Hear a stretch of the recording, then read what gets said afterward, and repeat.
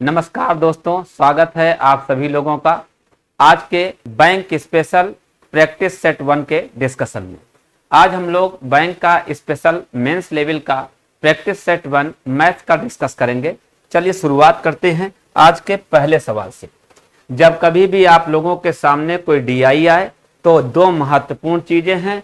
एक तो इंफॉर्मेशन को अच्छे से पढ़ लें और उसके बाद जो ग्राफ दिया है ग्राफ को एक दफे समझ लें। इतना करने के बाद ही आप क्वेश्चन को स्टार्ट करें। मेरा डिस्कशन शुरू होने से पहले हरदम जो क्वेश्चन आपकी स्क्रीन पर है क्वेश्चन को एक बार अच्छे से पढ़ें, उसके बाद ही डिस्कशन को आप लोग आगे फॉरवर्ड करें। तो देखते हैं पहला क्वेश्चन क्या है। 2014 में कंपनी बी का प्रॉफिट इतना है, तो उस वर्ष उसकी इनकम क्या थी। तो दोस्तों ये जो ग्राफ दिया है इसमें दिए गए वर्षों में दो कंपनी है। ये ब्लू कलर वाली कंपनी ए है, रेड कलर वाली कंपनी बी है। तो यहां कहा गया कि कंपनी बी का प्रॉफिट 14,040 है। तो कंपनी बी का प्रॉफिट है 14,040 और 2014 में कंपनी बी का प्रॉफिट 65% है। तो ये प्रॉफिट परसेंट में कितना है 65। तो ये 1% की वैल्यू हो गई। अब आपसे पूछा गया है इसकी इनकम। तो अगर 65% का लाभ है तो इनकम हो जाएगी 165%। तो ये 1% की वैल्यू हो गई, इसमें 165% से इंटू कर दीजिए। यहां काटिए 5 से तो 13 आएगा, यहां 5 से काट दो तो 33 आएगा। 13 से इसको डिवाइड कर दें, 13 एक कम 13, 0 बार ले जाओगे, 13 8 104 आ गया 1080। अब हमको क्या करना है 1080 में 33 का गुणा मार देना है। ठीक है, तो 3 से गुणा मारेंगे, 3 का 0, 3 8 24, 3 एक कम 3। फिर करेंगे तो 324 और 0 जोड़ दीजिए। तो ये हो गया 0, ये हो गया 4, ये हो गया 6, ये हो गया 5, ये हो गया 3। तो आंसर आ गया 35,640। यानी कौन सा आंसर सही हुआ, तो बी। सेकंड क्वेश्चन पर बढ़ते हैं। क्वेश्चन नंबर 2 में देखें क्या है। वर्ष 2013 में ए और बी के खर्चों का योग है। वर्ष है 2013, ए और बी दोनों के एक्सपेंस का टोटल है कितना 1,29,500 और ए और बी की इनकम का रेशियो 5:4। तो ध्यान देना, कंपनी ए और बी की इनकम का रेशियो 5:4 है, लेकिन ये जो वैल्यू दी है दो चीजें हैं। एक तरफ आपको दिया है रेशियो, एक तरफ दिया है वैल्यू। लेकिन जो वैल्यू है वो एक्सपेंस की है और जो रेशियो है वो इनकम का है।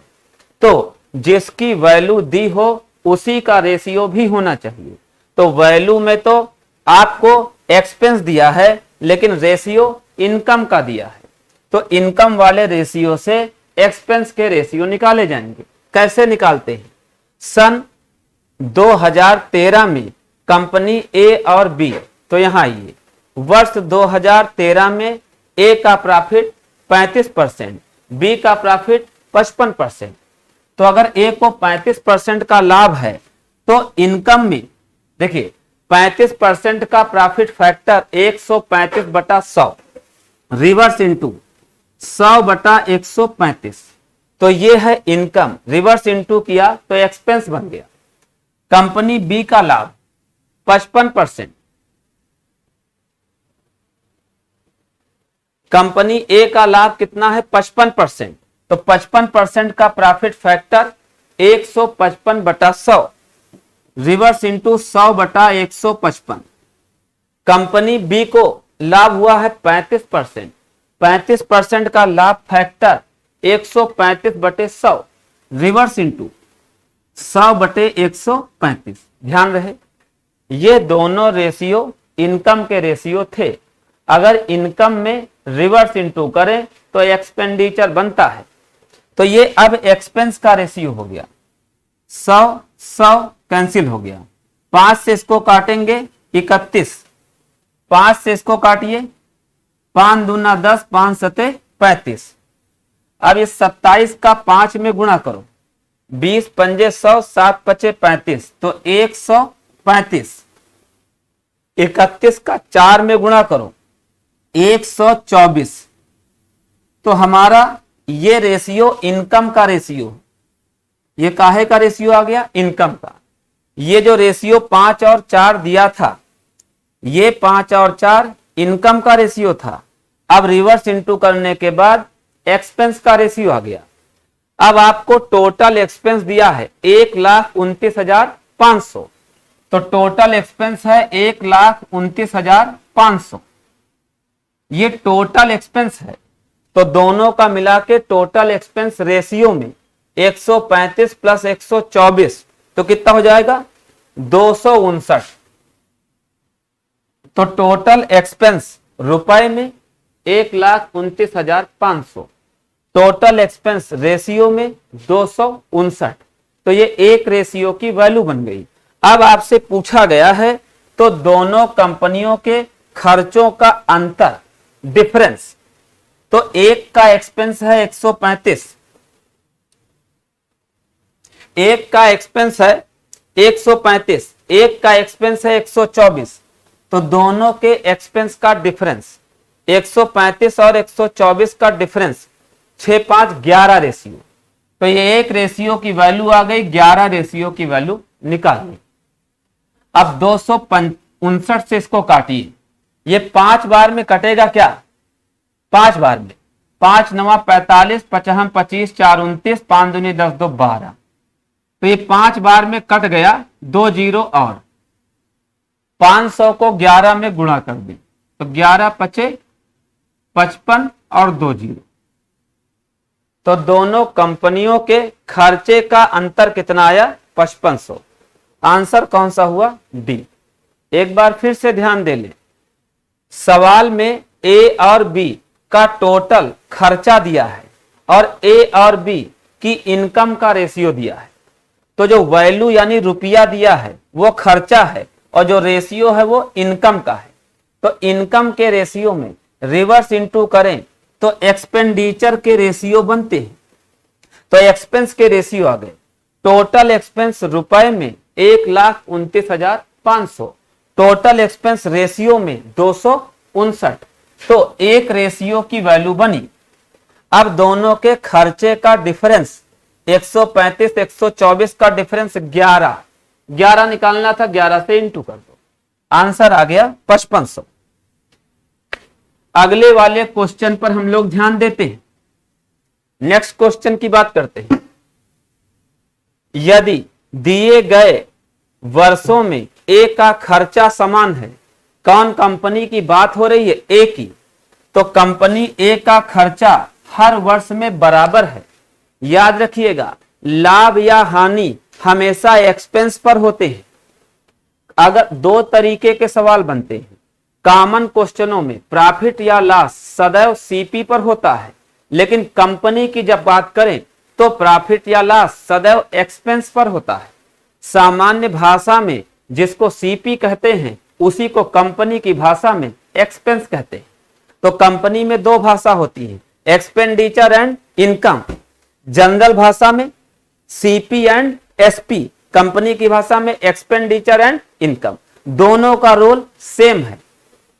अब देखते हैं, इन्होंने कहा दिए गए सभी वर्षों में, कई वर्ष हैं, 6, दिए गए सभी वर्षों में खर्चे एक्सपेंस बराबर है।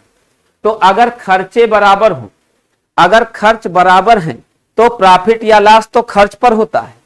तो अगर खर्च बराबर हैं तो सारे परसेंट जोड़ सकते हैं। ध्यान रखिए, परसेंट कब डायरेक्ट प्लस माइनस कर सकते हैं, अगर रेस्पेक्टिव वैल्यू सेम हो तो परसेंट डायरेक्ट प्लस माइनस कर सकते हैं, वरना नहीं। तो यहां कहा कि सभी वर्षों में खर्चे क्या हैं, बराबर। तो अगर खर्च बराबर हैं तो सबके लाभ के प्रतिशत जोड़ सकते हैं।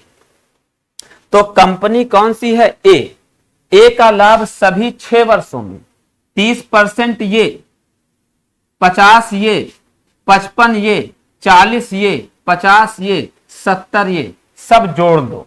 ठीक है, तो जोड़िए 0 0 0 5 0 3, तो आ गया 5।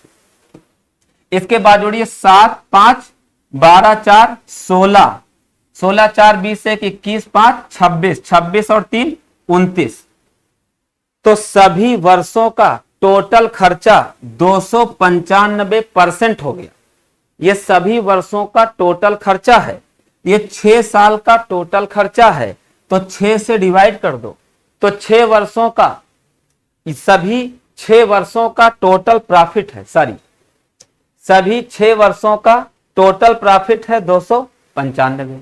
तो 6 से डिवाइड कर दो। तो ये 6 वर्षों का क्या हो गया? एवरेज। ठीक है। अब देखें, यदि सभी दिए गए वर्षों में ए का खर्चा समान है, ठीक, तो ए के लाभ का औसत 10,620, तो 10,620 रुपए ये औसत लाभ है कंपनी ए का 6 वर्षों का एवरेज प्रॉफिट है ये। तो अगर ये 6 वर्षों का एवरेज प्रॉफिट है रुपए में, तो ये 6 वर्षों का एवरेज प्रॉफिट है परसेंट में। तो ऊपर हो गया रुपया और नीचे हो गया परसेंट, तो ये 1% की वैल्यू बन गई। अब क्या पूछे हैं? अब पूछे हैं तो दिए गए वर्षों में ए की औसत आय, अब सोचिए, ए की औसत आय, हर साल के खर्चे बराबर हैं, तो हर साल का खर्चा परसेंट में 100 लेंगे। तो 6 वर्षों का कुल खर्चा 1 2 3 4 5 6, 6 वर्षों का टोटल एक्सपेंस 600% और लाभ 295%। तो इनकम 600 और 295 जोड़ो 895। तो 6 वर्षों की टोटल इनकम 895%, 6 वर्षों की टोटल इनकम 895%। लेकिन 6 वर्षों की एवरेज इनकम पूछी, तो 6 वर्ष का टोटल है, 6 से डिवाइड कर दो। ये हो गया 6 वर्षों का एवरेज। फिर से ध्यान दें, एक बार फिर समझिए भाई, इतनी ही बात आपको लिखनी है। इतनी बात को कैसे आसानी से लिख पाएंगे, तो आप लोग जाने दोस्तों कि अगर आप मेंस का एग्जाम देने में रुचि रखते हैं, तो मेंस के लिए आपको सारा बेसिक नॉलेज होना चाहिए। अगर नॉलेज में कमी है तो आप मेंस का एग्जाम क्रैक नहीं कर पाएंगे। प्री का एग्जाम तो कम नॉलेज से भी निकल जाता है, केवल मेहनती हो लड़का तो प्री का एग्जाम निकाल सकता है, लेकिन मेंस निकालने के लिए नॉलेज जरूरी है। ठीक है, तो जानकारी भी आपके पास होनी चाहिए कि वास्तव में क्या चीजें होती हैं, क्या नहीं होती है। अब इस सवाल को मैं एक बार दोबारा से आपको क्लियर कर रहा हूं। ठीक, लिखा है कि दिए गए सभी वर्षों में खर्चा बराबर है। अगर खर्चा बराबर है तो लाभ के परसेंटेज को जोड़ सकते हैं। तो 6 वर्षों का टोटल लाभ 295 है ना, 6 वर्षों की टोटल खर्चा 600%। हर साल का खर्च बराबर है, तो हर साल का खर्च 100 मान लें, तो 6 साल का खर्चा 600%, 6 साल का लाभ 295% है ना। तो 6 साल का खर्चा है 600, लाभ है 295%, तो आय हो जाएगी 895%। ये 6 वर्षों की टोटल आय हो गई। ठीक, अब यहां पर दिया है ए के लाभ का औसत, तो 10,620 ये एवरेज प्रॉफिट है। तो अगर ये एवरेज प्रॉफिट है तो नीचे एवरेज प्रॉफिट परसेंट होगा। 6 साल का टोटल प्रॉफिट 295, तो एवरेज प्रॉफिट 295/6। तो 6 साल का औसत प्रॉफिट रुपए में ऊपर, परसेंट में नीचे, तो 1% की वैल्यू बन गई। अब हमको 6 साल का एवरेज इनकम निकालना है, तो 6 साल की टोटल इनकम 895, तो एवरेज इनकम बटा 6 कर दो। अब तो केवल काटना है, काट दीजिए। 6 से ये 6 कट जाएगा, 5% से परसेंट कट जाएगा, 5 से काट दे इसको, तो 55 25 4 29, 5 9 45, 5 से इसको काट दो तो आएगा कितना, 5 दूनी 10, 5 1 कम 5 1 6, 5 दूनी 10 2 12, 5 चौको 20। ये आ गया कितना, एक जीरो भी, तो आ गया 21,240। अब 21,240 को 59 से काटिए, तो 59 से काटो तो 59 से ला जाओगे 3 बार, ठीक है। 9 तियां 27, 50 तियां 150, 177। 177 को 212 में से घटाइए, ठीक, तो कितना बचा? 23 इधर 12 उधर, 23 12 35, तो 354। अब 354 है तो 9 से 6 बार में ले जाओ, कट जाएगा। तो ऊपर कितना आ गया? 36 गुणे 895। तो अब हमारा आंसर कितना आ गया? हमारा आंसर आ गया 800, हमारा आंसर आ गया 895 गुणा 36, 895 गुणा 36। अब जितनी जल्दी आप इंटू कर दें, 6 पंचे 30, 6 नवाई 54 और 3 6 पंचे 30, 6 नवाई 54 और 3 57, और 6 अठे 48 और 5 53, 3 पचे 15, 3 नवा 27, 1 28, 3 अठे 24 और 2 26। जोड़ दीजिए, 0 7 5 12 का 2, 8 3 11 1 12 का 2, 6 5 11 1 12 का 2, 2 1 3। आंसर आ गया 32,220 यानी 1। अगले क्वेश्चन पर आते हैं। अगला क्वेश्चन देखें। निम्नलिखित प्रश्नों में 2 इक्वेशन है, इक्वेशन फर्स्ट एंड सेकंड। इस वाले सवाल को हम लोग कहते हैं inequality. This is called inequality. Inequality में आपको 2 इक्वेशन दी रहती है second degree. Second degree equation को सॉल्व करो, वैल्यू निकालो। इसमें बताना है कौन बड़ा और कौन छोटा। तो पहले हम इसको सॉल्व करते हैं। अगर हम इसको सॉल्व करें, 4x स्क्वायर माइनस से गुणा करें और x से गुणा करें तो -4x, यहां माइनस से और x के करें -2√3x, और आगे है प्लस का 2√3, इतना है। अब इन दोनों में कॉमन ले ले हम 4x, तो 4x कॉमन लेंगे तो बचेगा x - 1। फिर इन दोनों में -2√3 कॉमन लेंगे तो -2√3 कॉमन लोगे तो x - 1। अब इन दोनों से x के मान निकालो, तो यहां से x का मान कितना आएगा? 2√3/4 यानी √3/2, ठीक है। इससे निकालोगे तो मान x बराबर क्या आ गया? 1। तो x की ये 2 वैल्यू मिल गई, ठीक। अब अगला इक्वेशन सॉल्व करें और y निकाल लें। कितना है? 8y square -24y -3√3y plus 9√3। इन दोनों में हम कॉमन लेंगे 8y, इधर लिखते हैं। 8y कॉमन लोगे तो बचेगा y - 3। इन दोनों में हम कॉमन लेंगे माइनस का 3√3, तो माइनस का 3√3 कॉमन लोगे तो y - 3। यहां से y के मान निकालो, तो एक तो y का मान आया 3√3/8 और एक y का मान आया कितना? 3। अब देखें, कंपेयर करें, कंपेयर करते हैं। अगर x की ये वैल्यू ले लें, अगर x बराबर हम 1 ले लें, ठीक है, तो 1 क्या है? 3 से बड़ा, यानी x ग्रेटर देन 3। एक केस हो गया, ठीक है। अगर हम x बराबर 1 ले लें तो 1 इज ग्रेटर देन 3। यहां देखिए, ठीक है, 3√3/8, ठीक। इसको हम छोड़ देते हैं। अगर x को 1 ले तो 1 जो है, ठीक है,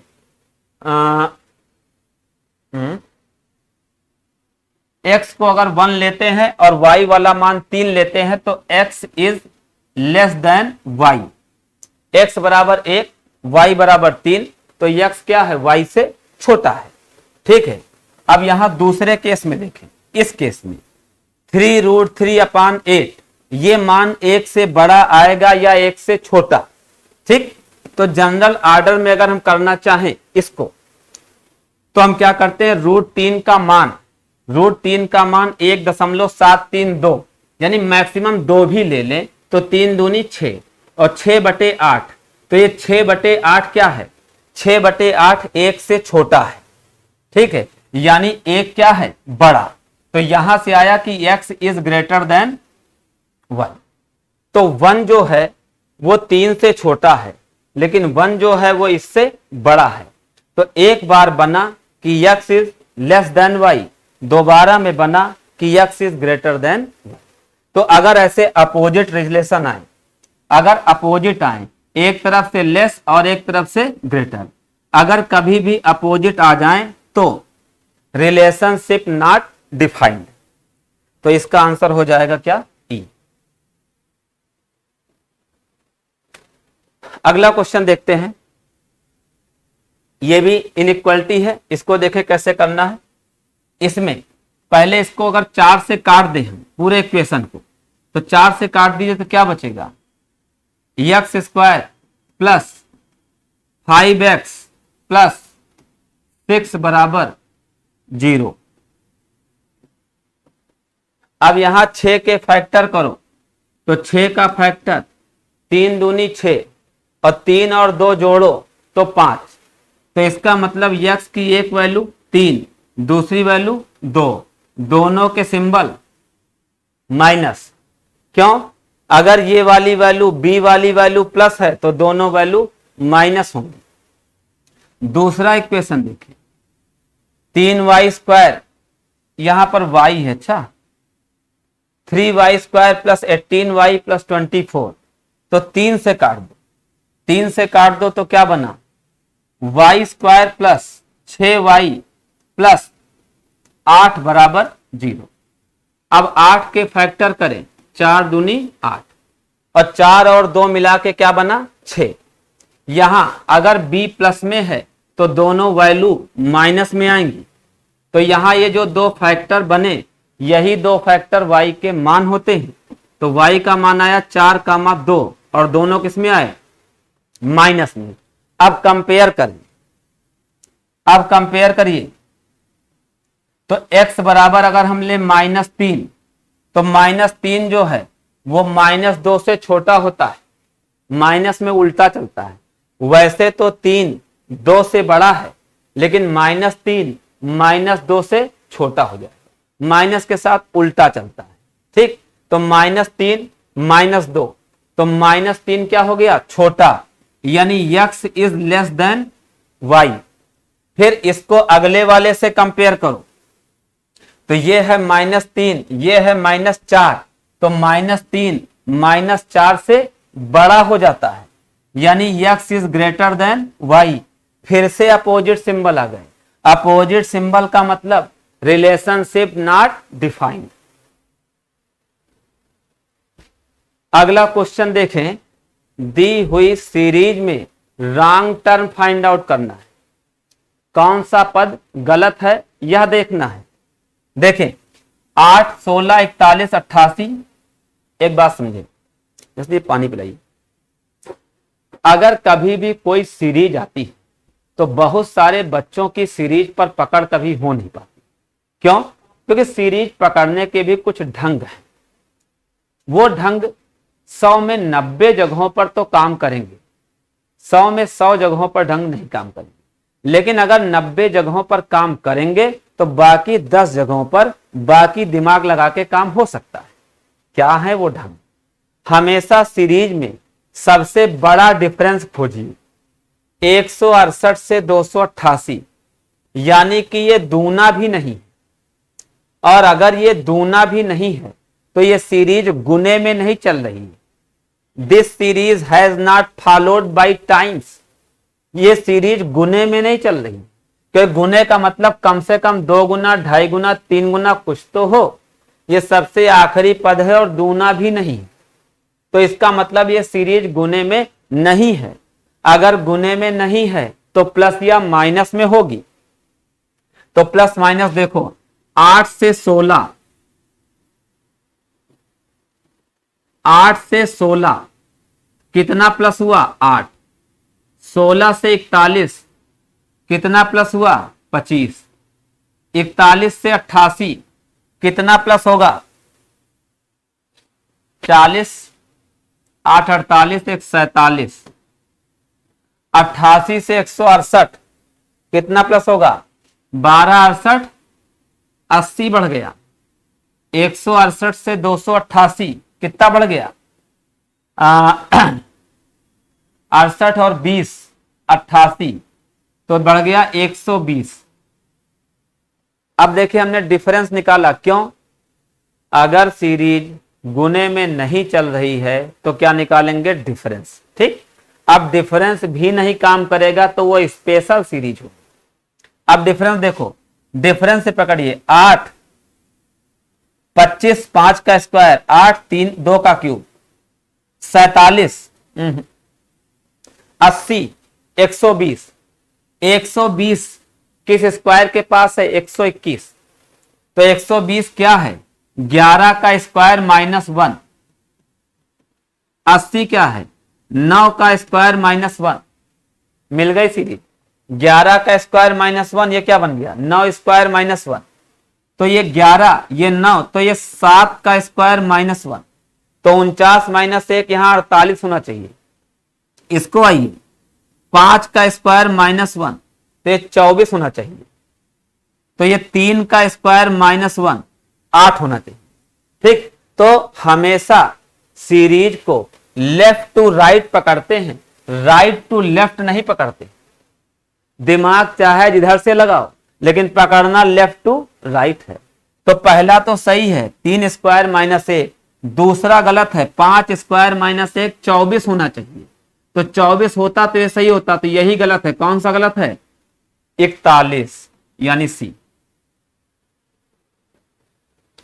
फिर से अगली सीरीज पर आइए, सबसे बड़ा पद का डिफरेंस यहां, ठीक है, या यहां भी कह सकते हैं, सबसे बड़ा डिफरेंस तो यहां है और उसके बाद डिफरेंस छोटा है। यहां देखिए 3 से कितना हुआ, 4, फिर 4 से कितना हुआ, 8, फिर 8 से कितना हुआ, 35, तो बहुत थोड़ा थोड़ा, ठीक है, डिफरेंस बढ़ रहा है। कितना यहां बढ़ा, यहां बढ़ा 1, और 4 से 8 कितना बढ़ा, 4, 8 से 35 कितना बढ़ा, 27। अब देखिए डिजिट देख के लग गया, 1 स्क्वायर है, 4 स्क्वायर है, 27 क्यूब है। अब देखिए 35 से 49 कितना बढ़ा, 14, और 49 से 176 ये कितना बढ़ेगा, 127, और 176 से 212 अब कितना बढ़ा, 176 से 212, तो 24 और 12 बड़ी उल्टी सीरीज है। देखिए 1 बढ़ा, फिर 4 बढ़ा, फिर 27 बढ़ा, फिर 14 बढ़ा, कभी ज्यादा कभी कम। ठीक है, तो ये पैटर्न देखिए, 36 ये तो 6 का स्क्वायर है, 1 का स्क्वायर है, 4 2 का स्क्वायर, लेकिन 27 3 का क्यूब, तो ये 1 का क्यूब, ये 2 का स्क्वायर, ये 3 का क्यूब, 1 का क्यूब, 2 का स्क्वायर, 3 का क्यूब, तो यहां 4 का स्क्वायर 16 होना चाहिए, 4 का स्क्वायर 16 मतलब 2 ज्यादा, तो यहां 5 का क्यूब 125, इधर 2 कम, बैलेंस बराबर, 1 का क्यूब 2 का स्क्वायर, 3 का क्यूब 4 का स्क्वायर, 5 का क्यूब 6 का स्क्वायर, 36, सब फिट हो गया। पहली गलती कहां मिली, ये सही है, ये सही है, ये सही है, ये गलत है ना, पहला दूसरा तीसरा सही, चौथा गलत है। ठीक, तो पहला सही, दूसरा सही, तीसरा सही, चौथा गलत, तो कौन सा गलत है, 49, तो आंसर हमारा क्या आएगा, सी। नेक्स्ट अगला देखते हैं, यहां देखिए इस सीरीज में 4210 से 83, तो 42 दूनी 84, ये लगभग दूना हो रहा है। 2100 से 4200, 2100 दूना 4200, 1000 से 2000 दूना, 500 से 1000 दूना, 300 से 600 लगभग दूना, 180 से 310, तो सब डबल डबल है, गुने में चल रही, गुने में चल रही। ठीक है, तो 180 दूना 360 -50 310, 310 दूना 620 और 620 माइनस 50 570। 570 दूना कितना हो जाएगा 1140। 1140 माइनस 50 1090। 1090 का डबल करो तो हो जाएगा 2180। 2180 में से 50 घटाओ तो बचेगा 2130। है 2100, यही गलत है। तो कौन सा गलत है? सी। दी हुई श्रेणी में रैंक पद बताना है, रैंक टर्म बताना है। देखें यहां पर डिफरेंस आप साफ देख रहे हैं कि गुने में नहीं, 630 594, तो गुना तो है नहीं, तो डिफरेंस निकालो। डिफरेंस देखिए 720 से 714 क्या घटा 6। 714 से 704 तो 10। 704 से 684 तो 20। 684 से 660 24। 660 से 630 तो 30। 630 से 594 36। माइनस हो रहा सब पूरी सीरीज में।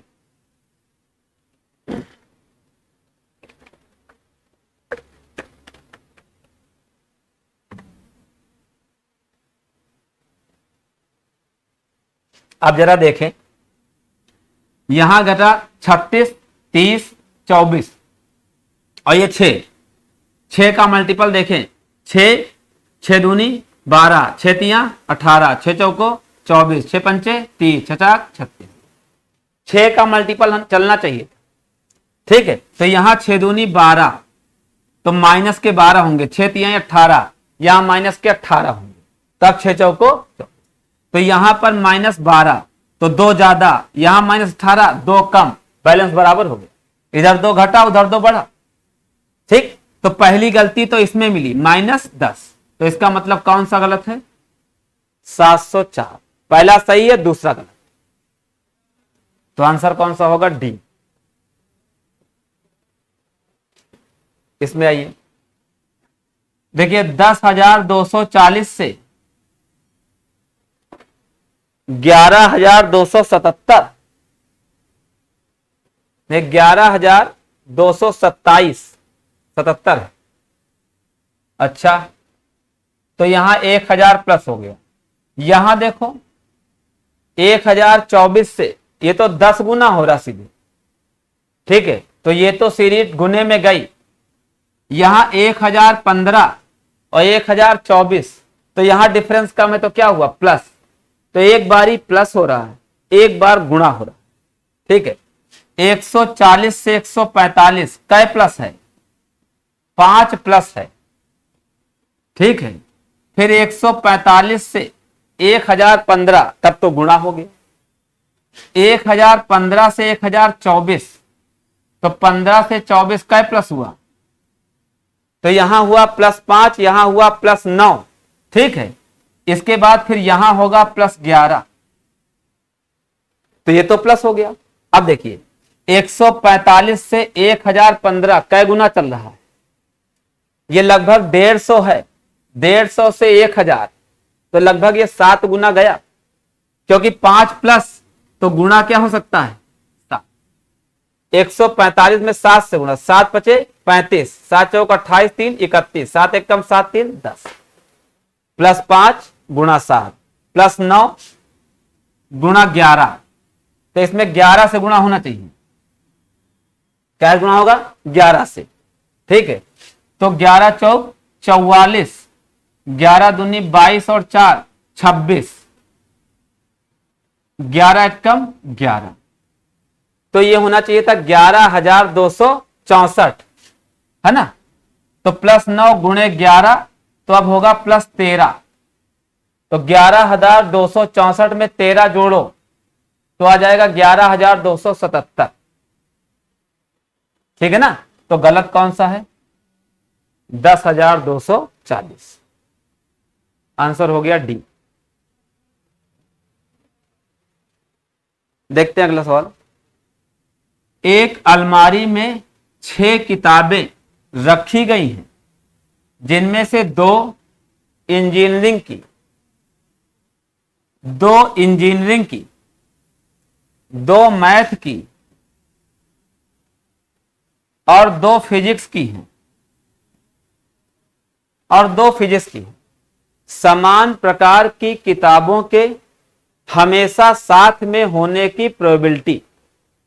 कितनी किताबें हैं? 6 किताबों को यादृच्छिक रूप रैंडमली रख दिया गया।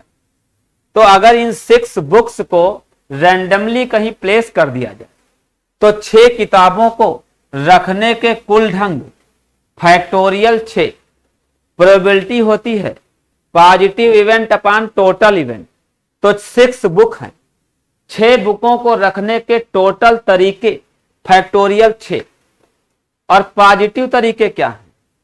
समान प्रकार की किताब हमेशा साथ साथ रहें, ये दोनों एक साथ, ये दोनों एक साथ, ये दोनों एक साथ। तो हम लोग कहेंगे कि 3 बुकें हैं, इसको एक, इसको एक, इसको एक मानोगे तो साथ साथ रहेंगी। अलग अलग कर दोगे तो गड़बड़ हो जाएगा। ये दोनों इकट्ठे रहनी है तो इन दोनों को एक बुक मान लेंगे। 1 2 3, 3 बुकों को रखने के तरीके फैक्टोरियल 3। फिर इन 2 बुकों को आपस में चेंज करने के तरीके फैक्टोरियल 2। इन दोनों को आपस में चेंज करने के तरीके फैक्टोरियल 2। इन दोनों को आपस में चेंज करने के तरीके फैक्टोरियल 2। ठीक, तो ये हो गया positive event upon total event. काटिए, फैक्टोरियल 6 को खोलो तो क्या लिखोगे? 6 को खोलोगे 6 5 4 3, 3 पे लगा दो फैक्टोरियल, 3 से 3 काट दो। अब देखिए 2 दूनी 4 और 4 काट दो, 2 तिहाई 6 काट दो, 5 तिहाई 15, 1/15। आंसर हो गया ए। खास सवाल है, एक बोर्ड P से Q तक धारा के साथ जाती है, P से Q तक धारा के साथ जाती है तो स्पीड होगी x + y। फिर Q से P तक, फिर Q से P तक वापस आती है तो वापस आते समय स्पीड होगी x - y। आने जाने का कुल समय 3 घंटा है। बोट की स्पीड कितनी है? 4, लेकिन नदी की स्पीड नहीं दी है।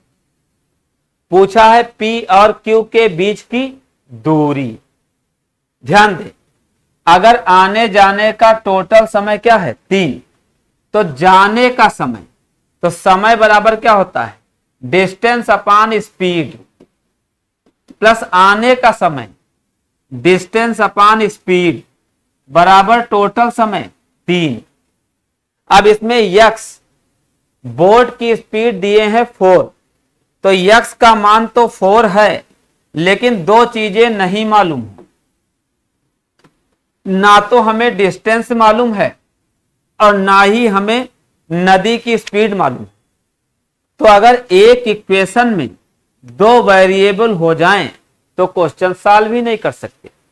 तो इसका आंसर होगा डाटा इनसफिशिएंट और डाटा इनएडिक्वेट। अगर कभी भी एक इक्वेशन दी हो और एक इक्वेशन में 2 वेरिएबल आ जाए, तो एक इक्वेशन में 2 वेरिएबल हैं तो वो क्वेश्चन कभी सॉल्व नहीं होगा। हाँ, सॉल्व होने का एक तरीका है कि एसएससी पूछता है, तो एसएससी वाले ऑप्शन देते हैं और डाटा इनसफिशिएंट का ऑप्शन नहीं रहता है ना। तो ऐसे सवाल आपके बैंक के एग्जाम में नहीं आते। अगर ये आंसर दिया है डाटा इनएडिक्वेट तो यही टिक होगा, या इसकी जगह दिया है सीएनडी तो भी एक ही बात, चाहे सीएनडी कहे चाहे डाटा इनसफिशिएंट कहे।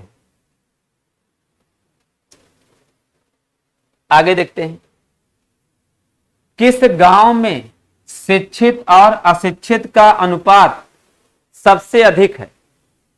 शिक्षित और अशिक्षित का रेशियो कहां सबसे अधिक है?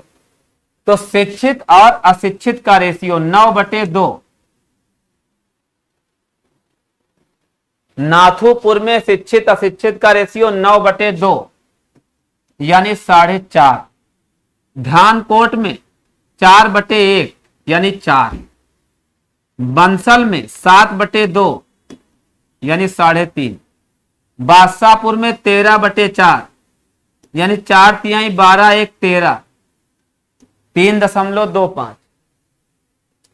कादीपुर में 5/3 यानी 1.66। पटौदी में 5/2 यानी 2.5। बिलासपुर में 13/6 यानी 2 दशमलव कुछ। इन सब में सबसे ज्यादा रेशियो कहां है? Where the ratio is maximum. तो यहां पर सबसे ज्यादा रेशियो कहां है? नाथुपुर में साफ दिख रहा है 4.5। तो इसका आंसर होगा 4.5। तो 4.5 यानी नाथुपुर। तो आंसर कौन सा हुआ? ई। अगला सवाल देखें।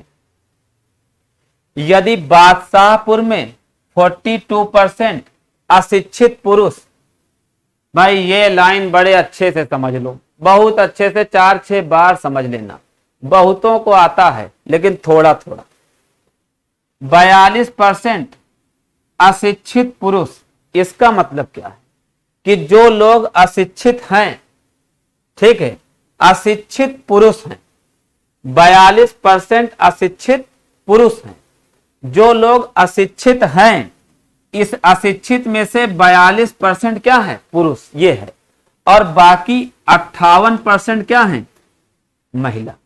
अशिक्षित पुरुष 42% अशिक्षित पुरुष हैं। तो जो लोग अशिक्षित हैं, ये है शिक्षित अशिक्षित। तो बादशाहपुर में जो लोग अशिक्षित हैं, उसमें इलिटरेट पीपुल जो हैं, अशिक्षित जो इलिटरेट पीपुल हैं, वो 42% है। ठीक है। तो बिलासपुर में देखिए, जो शिक्षित लोग हैं उनका रेशियो 13, जो लिटरेट है उनका रेशियो 13 और इलिटरेट का रेशियो 6। तो इलिटरेट कितने हैं? 6। अशिक्षित लोग हैं 6। इसमें से 42% पुरुष और 58% महिला। अब आगे पढ़ें। तो इस गांव में अशिक्षित महिलाओं की संख्या, अशिक्षित महिलाओं की संख्या, तो अशिक्षित महिलाएं कितनी होंगी? 58%। किसमें में से? 6 रेशियो में से। अब देखें, टोटल जनसंख्या 3990, टोटल जनसंख्या 3990। और टोटल जनसंख्या क्या है? लिटरेट इलिटरेट को टोटल कर दो, 13 और 6 19। तो टोटल जनसंख्या 19 रेशियो, शिक्षित और अशिक्षित। टोटल जनसंख्या 3990। तो ये 1 रेशियो की वैल्यू हो गई, है ना। अब हमको चाहिए अशिक्षित लोग कितने हैं? 6 रेशियो। तो जब ये 1 रेशियो की वैल्यू हुई तो इसमें 6 से गुणा करो, 6 रेशियो, यानी ये अशिक्षित लोग हैं। अब अशिक्षित लोगों में महिलाएं कितनी हैं? 58%। तो गुणे 58/100। सॉल्व कर लीजिए। 0 0 19 एकम 19 एकम 19 11। ठीक है।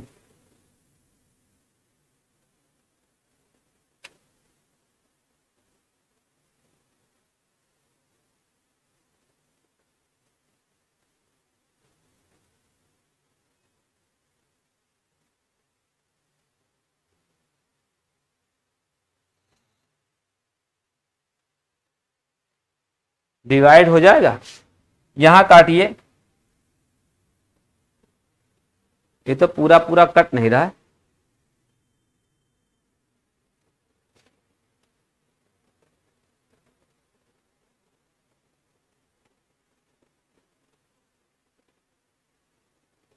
अच्छा, 1 मिनट गड़बड़ी हो गई।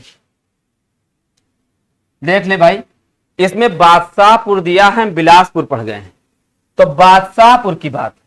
तो बादशाहपुर की टोटल जनसंख्या 5100 और बादशाहपुर का टोटल रेशियो 17, तो बादशाहपुर में अशिक्षित रेशियो 4 और फिर इसका 58%, तो गुणा 58/100।